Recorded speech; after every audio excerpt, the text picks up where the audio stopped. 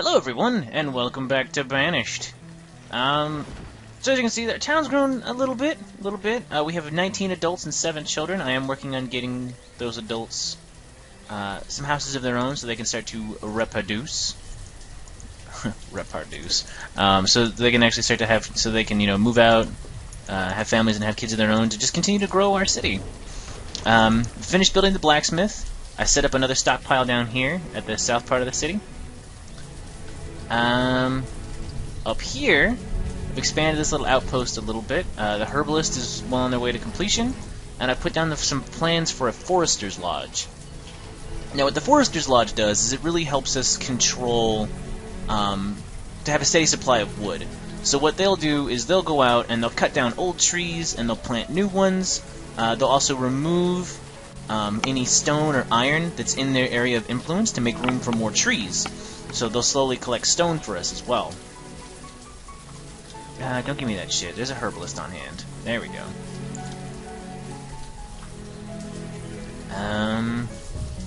Yeah.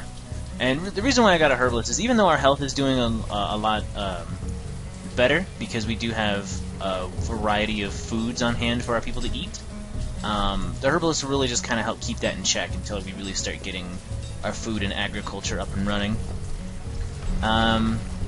The next thing we want to do is, as you can see, we were running out of clothes. As you can see, we're down to 2 stored clothes. So what we want to do is we actually want to build a tailor. I'm going to stick him down here into the south part of town. Yeah. Yeah, right here. I think that's where I want to put him. Yeah, we'll stick him right here. This will be fine. So what the tailor does is the tailor can use any number. Really, there's only 2 resources available for making clothes: leather, which we have not a lot of, but we have quite a bit, 32, and wool. Now, wool you can't get access to until we get sheep, and that we'll have to get. The only way to get sheep or cows or any other farm type animal would be through trading, which we can't do. Which we have the ability to set up to trade, but we can't actually trade yet. If my people would quit being lazy bastards and actually get all the materials over here. And I know I told them to clear all this crap, but let's go ahead and cancel a lot of these clearing jobs, so they actually do what I want them to do. Let's speed this up while I'm talking. I'll just kind of show you with the blacksmith real quick. So when you click on a building that can produce, well, some buildings that can produce things. So like the woodcutter only ever produces a firewood, and that's it. Whereas the blacksmith can produce iron or steel tools. In order to get steel tools, in order to get regular tools, we need logs and iron. And tools is a very important resource. You want to make sure that you get a blacksmith up and running very, very quickly, because as tools break, or as you get more people into the workforce, they will go to the nearest storage barn that has tools in it, and they will try to collect them to either replace or to pick up new ones. And once you run out, your people can still do work, but it slows down to like a crawl. It takes them forever to do anything. So you want to make sure that you have a blacksmith up to make tools for you as soon as possible. Now by default he makes iron tools, which is just logs and iron. And they last a decent amount of time, but if you have access to coal, he can make all 3 of those and turn them into steel tools, which last a lot longer. And the tailor does the exact same thing. They can use leather to make hide, what are they called? Hide coats. If you have access to wool, they make wool coats, and if you have access to both, you can have them combining together to make warm clothes, which are warm clothes last the longest, and they're the best protection for your people against the harsh winters. We're gonna want to set up. How are we doing food-wise? We have 313. That's not terrible. I kind of wish our gatherers. Well, our gatherers are kind of far out here. That's a herbalist. How are you guys doing? This season they've collected quite a bit. So this little button right here, you can, on all of your production buildings, you can click on it. It'll show you what they've harvested this season and last season, so you can kind of see trends. So last season they were just getting started, so they did a pretty good job, but not great. Whereas this season, They've done really well, actually. Although they found way less berries this year than they did last year. Less roots, but more mushrooms and more onions. So that's the thing. We're not going to want to rely on that, though. Not for much longer. We are going to want to start setting up farms, and probably even a fishing hut. We actually have enough people. We could set up a fishing hut right now.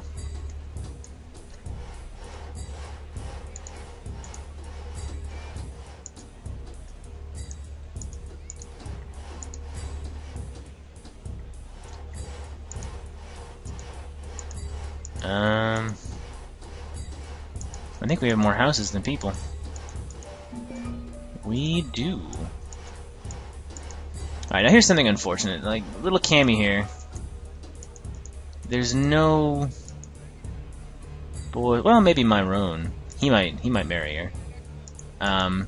Sometimes what'll happen is you'll get a kid who moves into a house, and there's no one of the appropriate opposite gender or age anywhere close to them who's ready to, you know, get married and junk. And so they will just basically spend their lives alone, and it's quite sad. Okay, so we're gonna have these guys cut down these things. Bring this back down to 2. We are completely out of stone and wood. So let's get to... we're actually gonna want to clear these fields up here, because this, I think, is where we're gonna start a lot of our... well, no, there's a mountain right there. Well, yeah, I suppose we could turn this into our farming area. Couldn't hurt. And then let's speed this up.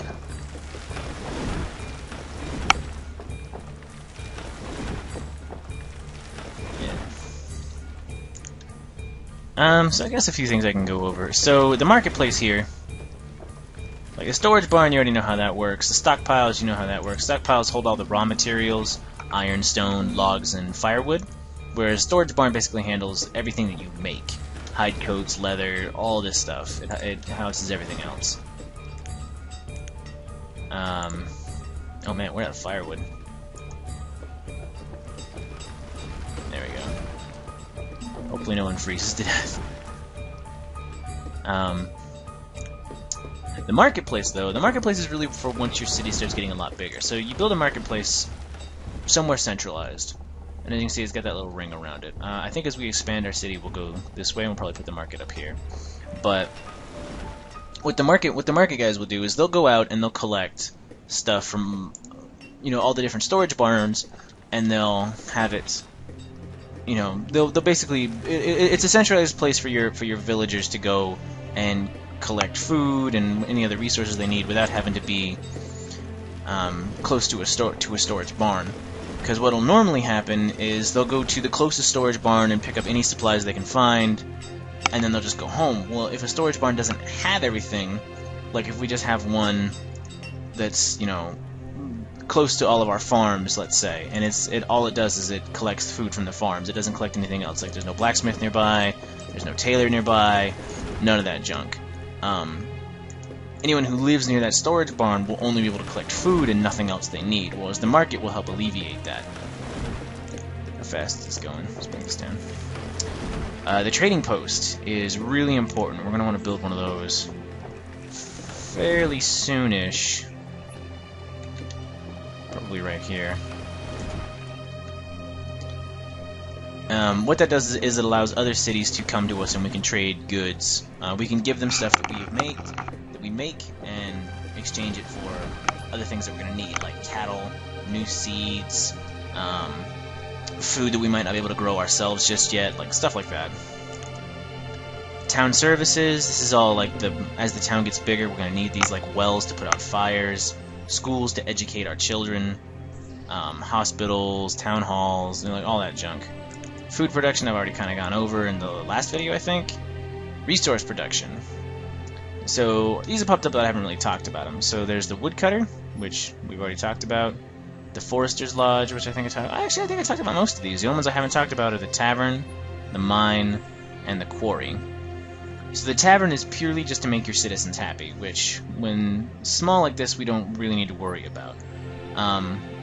But what they do is, I mean, it's a tavern. They make beer. People go there and hang out, have a good time. You know, all that jazz. Are we out of stone again? We are out of stone again.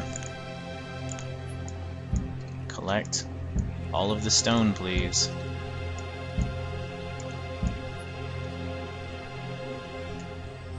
Get all this stone too. We're gonna need all this. Just get all of it. Because we need this. We need this tailor. We're out of clothes. What was I talking about? All right. So tavern. So the tavern is really just to make your people happy. You can have them make all different kinds of beers, so on and so forth. The mine. Now the mine is going to be important later on. It's the most dangerous. The mine and the quarry are the two most dangerous buildings in the game, and the two most dangerous jobs, really. It has a higher mortality rate. Like it's possible for your people to die while they work there. The mine you build into any mountainside, so we can build it. We can build it here if we want. We can build it here. You can pretty much build it anywhere, and you use it to either mine out iron or coal. I don't think it can do both. I think it's one or the other. Now, other than trading, this is the only way that we can actually get coal. Iron we can find just, strewn about the landscape, and then we don't really have to worry about building a mine from one until much, much later. What the hell are you guys doing? The quarry is similar to the mine, but it's how we get more stone once we've collected all the stone on the surface and if we don't want to trade for any more. The thing about these is, like with most buildings, if we don't like where the placement's at, we can get rid of them. And then... Ah, dude. Come on, you were supposed to move in with Cammy. And have little babies. Oh well. I guess that's just gonna be two houses that have singles in them. That's unfortunate. And this is weird. Did you have a kid with... No, that's odd. Whatever. So yeah. So, the mines and the quarries, once you place them, they're there. And they end up being like huge... scarring blights on the land, basically. So this quarry here, we can set it up. It's always the same size. People go in. Whoever we set up to our stone cutters, they go in. They quarry it out. After a certain amount of time, after a certain amount of resources are extracted from it, they can get no more, and then that's it. You just have a giant hole in the ground. So you don't really want to place it somewhere that you might want to build buildings later, so you kind of want to build quarries like out in the middle of areas. So this would be like a good spot for a quarry if we're not going to exploit this for anything else, which we probably won't. We got plenty of forest up here. Yeah, we got plenty of area up here. Ooh. Oh! I totally forgot to do that. Damn it! A forester's lodge. Let's go ahead and get some foresters. I am so dumb sometimes. I completely forgot that I was building that. Yeah. Oh, come on, get this tailor up and running.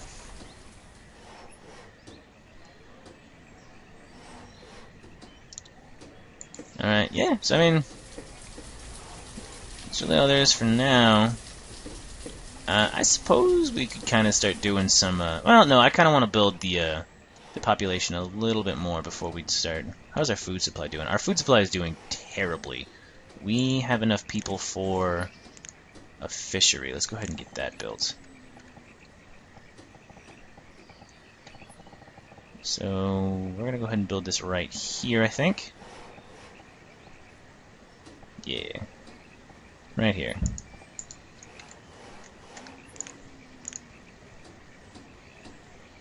I'm gonna lay down some roads.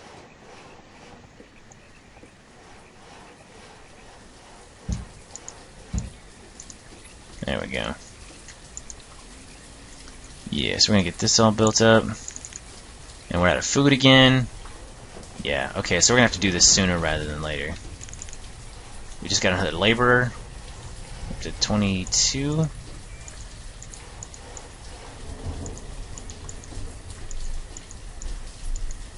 This guy, or this gal.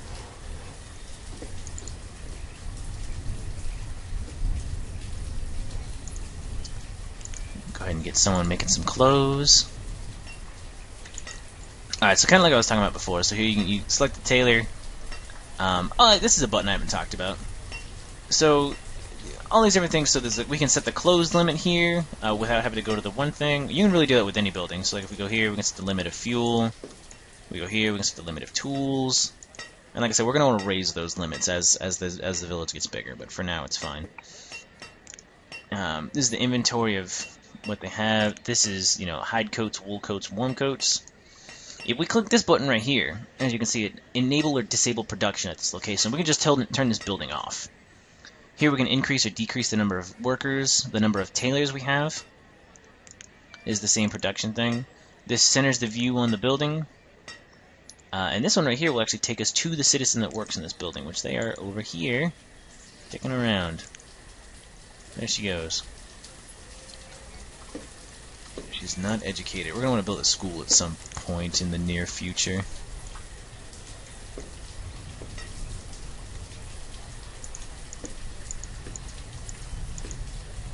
Ugh.